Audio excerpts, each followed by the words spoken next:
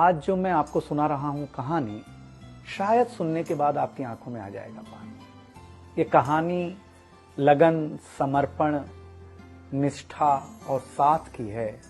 ये कहानी जितनी मेरी है उतनी ही आपकी है। इस कहानी का जो मुख्य किरदार है वो हमारे आपके जीवन का आधार है।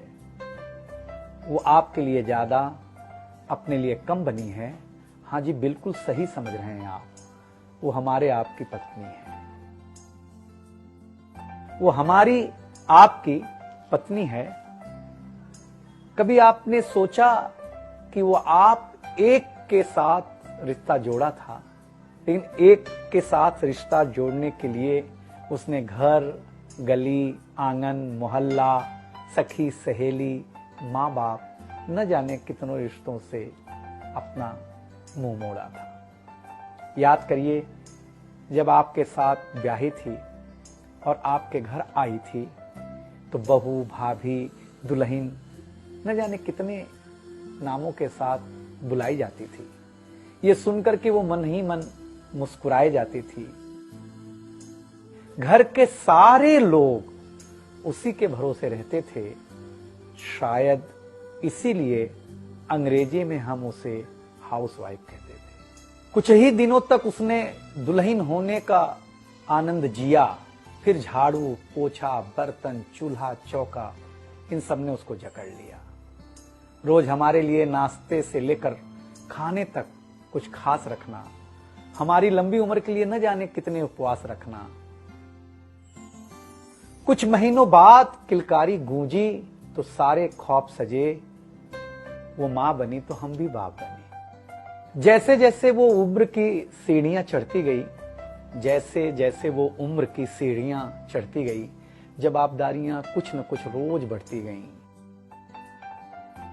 एक तरफ बच्चे पे नजर, दूसरी ओर मैं ऑफिस के लिए लेट न हो जाऊं इस बात का डर।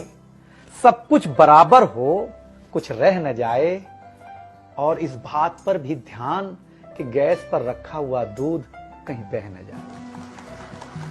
घर वालों की फरमाइशों का चूल्हा जो एक बार चलता, घर वालों की फरमाइशों का चूल्हा जो एक बार जलता, तो कब सुबह, कब शाम, कब रात हो गई उसे पता ही नहीं चलता। इन व्यस्तताओं के बीच समय का चक्र कुछ इतना तेजी से चला, मुन्ना कब मनोज हो गया, मुन्नी कब सुमन, पता ही नहीं चला। अब तक जो था प्यार, अब उसने अपना नाम बदल करके रख लिया था तकरार। बेटी को लेकर के कहना कि कुछ ज्यादा ही मन बढ़ा रखा है, तुम्हारे प्यार ने इसको सर पे चढ़ा रखा है। अब तो वो मुझे भी देने लगी थी ताना, अब तो वो मुझे भी देने लगी थी ताना, ऑफिस में ही रहा करो ना, 2-4 घंटे के लिए घर के आना।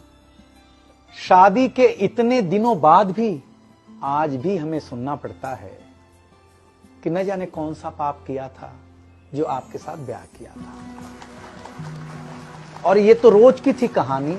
इतना जोर से कहना कि घर के सारे सदस्य सुन लें कि एक दिन बीमार होती हूं ना, तो एक दिन बीमार होने पर किसी को कोई देता नहीं है 1 गिलास पानी, लेकिन जैसे ही उसे आपके तबीयत खराब होने का होता आभास, आकर के बैठ जाती थी आपके पास।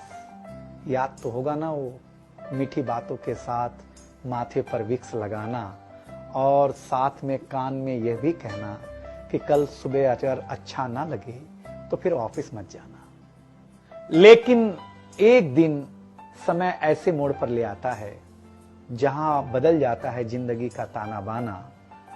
थाली में रोटी रखते हुए उसका ये कहना कि बेटी जवान हो गई है, क्या अब लड़का भी मुझे ही ढूंढने होगा जाना।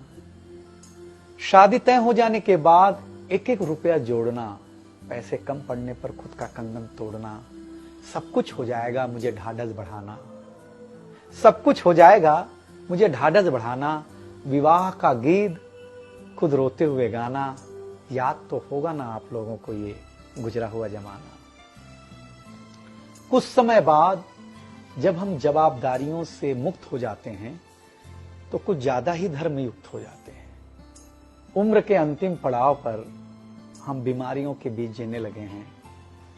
बिना शक्कर की चाय पीने लगे हैं। लेकिन सच ये है कि जब तक हमारी आपकी पत्नी साथ है, चाय मीठी हो न हो, लेकिन जिंदगी में पूरी मिठास है। जबकि पत्नी के बारे में बहुत कम लिखा गया है, हर जगह मां का ही गुणगान है। मैं मानता हूं कि मां महान है, लेकिन आपके जीवन में आपकी पत्नी का भी महत्वपूर्ण योगदान है। तो आपसे निवेदन इतना सा है कि आप अगर घर पर हों या घर पर जाएं तो अपनी पत्नी का हाथ हाथ में रख करके संतोषानंद जी का लिखा हुआ एक गीत गाएं कि तू धार है नदिया की, मैं तेरा किनारा हूं, तू मेरा सहारा है, मैं तेरा सहारा हूं, आंखों में समंदर है, आशाओं का पानी है, जिंदगी कुछ भी नहीं, तेरी मेरी कहानी।